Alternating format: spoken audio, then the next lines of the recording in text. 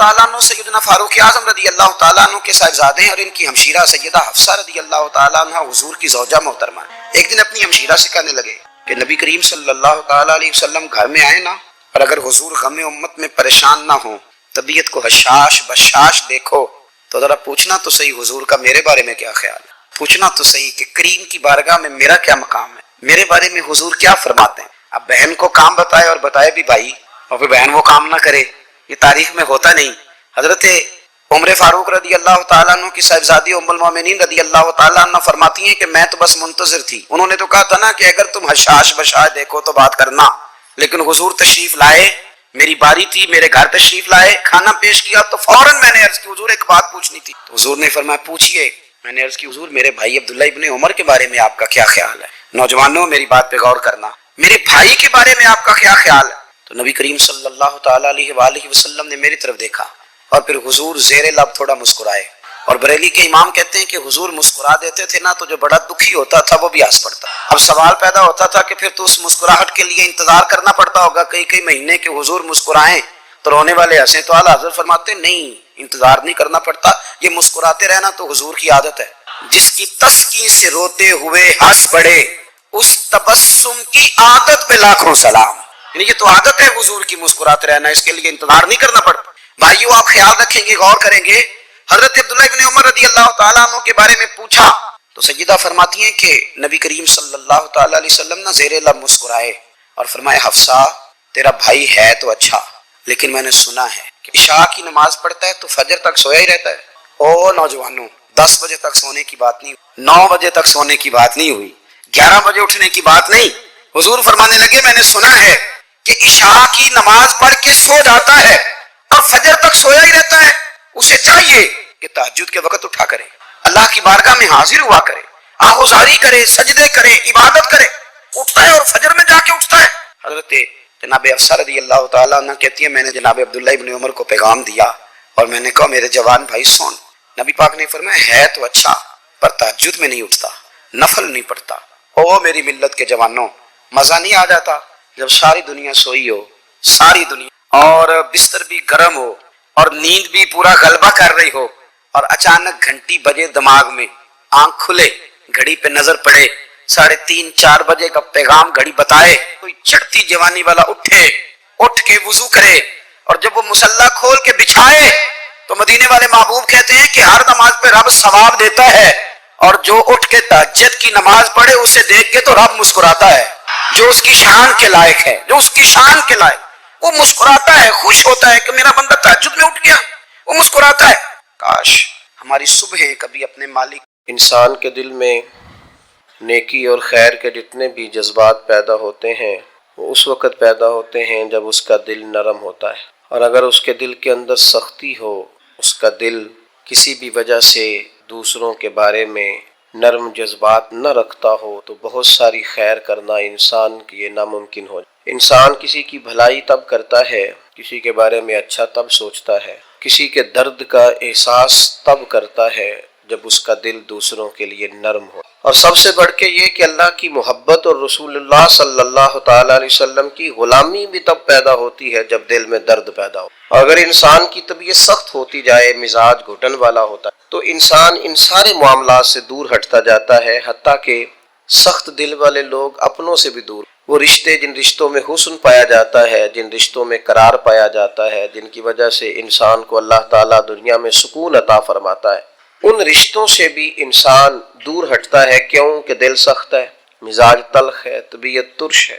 اللہ تعالیٰ نے قرآن حکیم کے اندر ارشاد فرمایا فَبِمَا رَحْمَةٍ مِّنَ اللَّهِ لِنْتَ لَهُمْ، تو محبوب کیسی اللہ کی رحمت ہوئی کہ آپ اپنے غلاموں کے لیے نرم دل، یہ جو آپ کے مزاج میں کرم آیا، رحمت آئی، آپ اپنے غلاموں کے حق میں اس قدر زیادہ نرم ہوئے، یہ اللہ کا خاص انعام ہے امت کے لیے۔ محبوب کیسی اللہ کی مہربانی ہوئی کہ آپ ان کے لیے نرم دل ہو گئے۔ وَلَوْ كُنْتَ فَظًّا غَلِيظَ الْقَلْبِ، اگر آپ تند مزاج اور سخت دل ہوتے تو لَانفَضُّوا مِنْ حَوْلِكَ، یہ ضرور آپ کے گرد سے پریشان ہو جاتے، پریشان ہوتے یہ لوگ۔ آپ پر اللہ کا انعام ہوا، ان پر اللہ کا کرم ہوا کہ اللہ نے غلاموں کے حق میں آپ کے دل کو نرم فرما دیا۔ میں نے دیکھا ہے نرم دل آدمی بعض اوقات کچھ نقصان بھی اٹھاتا ہے، دھوکے بھی کھاتا ہے، سیاست کا شکار بھی ہوا ہے، لوگ اسے استعمال بھی کرتے ہیں۔ نرم جو ہوا، لوگوں کا خیال ہوتا ہے کہ دیکھا میں نے کس طرح سے اس کو بنا لیا ہے اور کس طرح سے میں نے کام لے لیا ہے۔ نبی کریم صلی اللہ تعالی علیہ وسلم نے فرمایا مومن نرم دل ہوتا،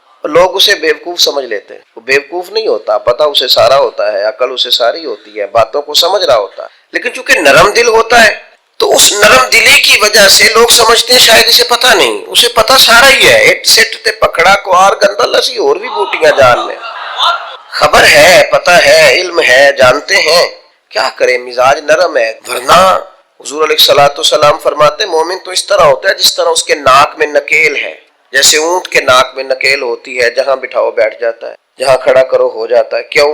مومن ہے، نرم دل ہے۔ لوگ سمجھتے ہو میں نے مشورہ دیا تھا مان گیا، اور بھائی وہ مان اس لیے گیا ہے کہ مزاج کا نرم ہے، ورنہ آپ اور مشورہ، ورنہ آپ نے اپنی حیثیت جان لی، آپ کے کہے پہ لگ گیا، مانا کیا ہوا؟ وہ تو مزاج میں نرمی ہے، طبیعت میں نرمی ہے۔ آپ یقین کریں کچھ لوگوں کو 1.5 منٹ میں یاد کرایا جا سکتا ہے کہ آپ کیا کہہ رہے ہیں، انہیں سمجھایا جا سکتا ہے، انہیں 1 منٹ میں بتایا جا سکتا ہے کہ آپ چالاکی کر رہے ہیں، آپ تیزی دکھا رہے ہیں، آپ کی حیثیت کیا ہے۔ لیکن کیوں نہیں ایسا ہو سکتا کہ اللہ نے کامل مومن بنایا ہوتا ہے، ان کے مزاج میں نرمی ہوتی ہے، اللہ کی عطا ہوتی ہے، سب پتہ ہوتا ہے۔ لیکن وہ جانتے بوجھتے ہوئے اگر چشم پوشی کریں، پردہ پوشی کریں، تو یہ تیری چالاکی کا کمال نہیں، یہ ان کے ایمان کا نتیجہ ہے کہ وہ اپنی نرمی کی وجہ سے۔ حضرت عبداللہ ابن عمر رضی اللہ تعالیٰ عنہ کا جو غلام نفل زیادہ پڑھنے لگ جاتا نا، عبادت زیادہ کر، حضرت عبداللہ ابن عمر اسے آزاد کر۔ اب غلاموں نے طریقہ بنا لیا، جس کو آزاد ہونا ہوتا ہے وہ ذرا نفل زیادہ پڑھے، آپ آزاد کر دیتے۔ ایک دن آپ کے بیٹے کہنے لگے حضور یہ آپ کو دھوکہ دیتے ہیں، تو یہ رب کے ذرا سوچ معیار دیکھ، فرمانے لگے میں جانتا ہوں، مجھے خبر ہے ان کی۔ تو حضور پھر آپ پتہ ہے کہ یہ دکھانے کے لیے کچھ دن نفل پڑھتے ہیں اور بعد میں چھوڑ جاتے ہیں تاکہ آپ سے وہ انعام لے لیں، آزاد ہو جائیں۔ فرمایا مجھے پتہ ہے۔ تو حضور پھر فرمایا رب کے نام پہ دھوکہ دیتے ہیں نا، ہم تیار ہیں دھوکہ کھانے کے، کوئی تیرے نام پہ دھوکہ دے نا تو تیار ہیں۔ طبیب کو پتہ چل گیا ہے یہ ٹھیک کیسے ہوگا، اب وہ تیرے نام سے دوائیاں دیتا ہے، اسے خبر ہے نا، اس کے نام پہ دھوکہ دیتے ہیں تو بسم اللہ آئے نا، تیار ہے دھوکہ کھانے کو۔ تو میرے عزیز مزاج کی نرمی، اس کے لہجے کا خوبصورت ہونا بتاتا ہے کہ وہ بیچارہ نرم دل ہے، وہ انکار ہی نہیں، جو کسی نے کہا چلو ٹھیک، کوئی حرج نہیں۔ بڑے بڑے مناصب والے لوگ میں نے دیکھے ہیں مزاج کے نرم ہوتے ہیں، لوگ سمجھتے ہیں ہو دیکھو، میں بہت سارے دوستوں کو میں جانتا ہوں، ان کی آپ کبھی باتیں سنیں تو مدعی بھی خود، وکیل بھی خود اور جج بھی کہتے ہیں مجھے پتہ ہے میں آیا ہوں، اب آپ نے جواب میں یہ کہنا ہے اور نتیجہ یہ نکلنا ہے۔ آپ سے وہ ملیں گے تو آپ کو کچھ کہنا ہی نہیں پڑے گا، انہیں سارا ہی پتہ ہے، لیکن رہ سب سے پیچھے گئے کیونکہ چالاک ہے، نرم دل نہیں۔ اس کی بارگاہ میں مقام کس کا ہے؟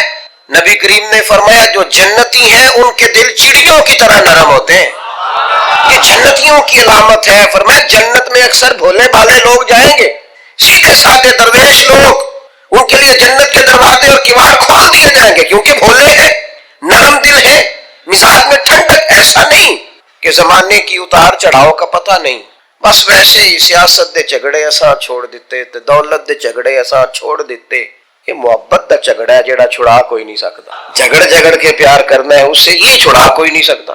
تو یاد رکھیں کہ مزاج میں نرمی لائیں۔ لیکن آج میں دیکھتا ہوں طبیعت میں نرمی نہیں لوگوں، احساس نام کی، میرے سے میری زندگی شروع ہو کر میرے اوپر میری زندگی ختم۔ میں سمجھتا ہوں زندگی میں سب سے زیادہ خدمات میں نے کی ہیں، میں سمجھتا ہوں زندگی میں سب سے زیادہ زیادتیاں میرے ساتھ ہوئی ہیں، میں سمجھتا ہوں میں ہی سب سے زیادہ مظلوم ہوں، میری ہی قدر نہیں کی، ہم سب اسی سے ان کے ہو گئے، صرف ہم ہی تھے جو ٹھیک تھے، باقی جو ملا غلط ہی ملا۔ یاد رکھیں اپنے مزاج میں اس طرح کا رویہ پیدا کر کے ہم نے سختیاں پیدا کر لی ہیں، احساس نہیں۔ میں آپ کو بتاؤں دل سخت کیسے ہوتے ہیں۔ نبی پاک صلی اللہ تعالی علیہ وسلم نے فرمایا زیادہ نہ ہنسا کرو، زیادہ ہنسنے سے دل مردہ ہو جاتا، زیادہ نہ ہنسا کرو، الجھے ہوئے لوگوں سے گریزہ نہ ہوا کر، حالات کی قبروں کے یہ کتبے بھی پڑھا کر، حالات کی قبروں کے کتبے بھی پڑھا کر، ہر وقت کا ہنسنا تجھے برباد نہ، تنہائی کے لمحے ہوں تو کبھی رو بھی لیا، زیادہ نہیں ہنسنا۔ ساری قوم کو لگا نہیں دیا شغل میلے، ہمارے بچے اکٹھے بیٹھ کے کیا کرتے ہیں، صرف ہنستے ہی تو ہیں۔ کون سی حکمت کی بات ہوتی ہے ہماری مدد، کون سی تقوی کی بات ہو، ساری زندگی شغل میلہ بنا لیا۔ یہ دل سخت کرتا ہے ہنسنا۔ حضرت یحییٰ ابن معاذ فرماتے ہیں زیادہ روٹی نہ کھایا کرو، دل سخت ہو جائے گا، تمہاری طلب ہی صرف روٹی رہ جائے گی، کھانا ہی رہ جائے گا۔ حضرت عیسیٰ علیہ السلام فرمانے لگے زیادہ نہ بولا کرو، اپنے جملوں کو بے وقت نہ کرو، اپنے لفظوں کی قدر پہچانو۔ جو لوگ زیادہ بولتے ہیں ان کے دل سخت ہو جاتے ہیں۔ آپ کی باتیں تھوڑی ہوں، معنی خیز ہو، حکمت امیز ہو، تھوڑے جملے ہو، جچی تلی نپی شستہ شائستہ گفتگو ہو، وہ کیا کرے گی؟ وہ دل کو نرم کرے۔ لیکن بہت باتیں کرنا، بہت باتیں کرنا، بہت باتیں کرنا، نتیجتاً انسان کے دل کو، یہ تو بدگمانیاں ہوتی ہیں نا، بدگمانیاں یہ دلوں کو سخت کر دیتے۔ ہم جو برا سوچتے ہیں نا، لوگوں کے بارے میں بری رائے رکھتے ہیں، تو آہستہ آہستہ ہم جس کے بارے میں برا سوچتے ہیں پھر اسے اپنا دشمن سمجھنے لگتا، ہمارا دل اس کے حق میں سخت ہونے لگتا ہے، حتیٰ کہ وہ آدمی مصیبت میں، مشکل میں آئے تو معاذ اللہ ہمارے دل کو تسکین پہنچتی ہے کہ دیکھو نا ہمارا دشمن تھا، حالانکہ دشمن مرے تو خوشی نہ کریے، سجنا بھی تے مر جانا ہے، سجنا بھی تے مر جانا ہے، اڈیگر تے دین آیا ہے محمد، اوڑک نو ڈوب جانا ہے۔ میرے عزیز، یہ بہت بدگمانیاں، بہت۔ ایک پڑھا لکھا نوجوان ایک دن آیا اور M.Phil کر رہا ہے بچہ، وہ اماں نے باتیں اس طرح کی بتائی ہیں کہ وہ سارا ماحول ہی گڑبڑ کر دیا۔ وہ کہنے لگی جادو کرا کرا کے، تویز کرا کرا کے ہماری چچی نے اور ہماری فلاں نے اور ہمارے فلاں نے ہمیں آگے بڑھنے ہی نہیں دیا۔ پڑھا لکھا نوجوان ہے اور وہ یہیں تک الجھا ہوا ہے۔ کیا مذاق کرتے ہیں آپ؟ اس طرح بھی ہوتا ہے، اس طرح بھی قوم میں۔ اور وہ بیچارہ، یعنی چچی کو دشمن تھوڑی نہ ہوتی، چچا باپ کی جگہ ہوتا ہے، لیکن اس کا لہجہ اتنا غلط تھا اپنی چچی کے حق میں کہ وہ اس طرح کے پڑھے لکھے نوجوانوں کو یہ جملے زیب نہیں دیتے۔ ہمارا عجیب انداز ہے، ہم نے اپنے بچوں کے ذہن پکے کر دیے، تم نے بڑا آگے جانا تھا، تویزوں کی وجہ سے پیچھے رہ گئے۔ تو یہ جو جتنے لوگ چلے گئے انگریز ٹیکنالوجی بنا گئے اور کہاں سے کہاں پہنچ گئے، ان کو تویز ہی نہیں ملا میرا خیال ہے کوئی کرانے کے، وہ نکل گئے آگے اور ان کو تویز ہوتے رہے۔ کیا مطلب آپ قوم کو کہاں کھڑا کرنا چاہتے؟ بدگمانیاں، دل سخت ایک دوسرے کے لیے۔ مہربانی کریں ذرا تھوڑا سا واپس آئے اپنی اصل زندگی میں، جو اسلام نے سکھایا ہے اس پر غور کریں۔ یہ جو غیبت ہوتی ہے نا، چگلی سے بھی آپ کا خیال ہوتا ہے کہ یا کسی خلاف تھوڑی سی بات کی، جس کے خلاف آپ، جس کے سامنے دل ہو گیا، اس کے دل میں اس کے بارے میں گھٹن پیدا ہو گئی ہے، وہ کبھی نرم نہیں۔ کیوں غیبت کو اتنا زیادہ سخت، تو زنا سے بھی زیادہ کیوں اتنا زیادہ ناپسند کی؟ اس لیے کیا کہ یہ دلوں کو سخت کرتی ہے، محبت کی مخالف ہے، انسان کی طبیعت ایک دوسرے سے دور ہو جاتی ہے۔ لیکن ہمیں تو مطلب 2-4-5 کرے نا تو گپ شپ کا مزہ ہی نہیں ہے۔ روحانی زندگی لاہیت کی پائیں، خیر دیکھیں خیر کتنی ہے اس امت میں۔ غیبت کرنے سے ہمیشہ طبیعتیں سخت ہو، اور آپ کسی جملہ کہیں، جس وقت آپ جملہ کہہ رہے ہوتے ہیں اسی وقت ہی اس بندے کی محبت دل میں جگہ پکڑ رہی ہے،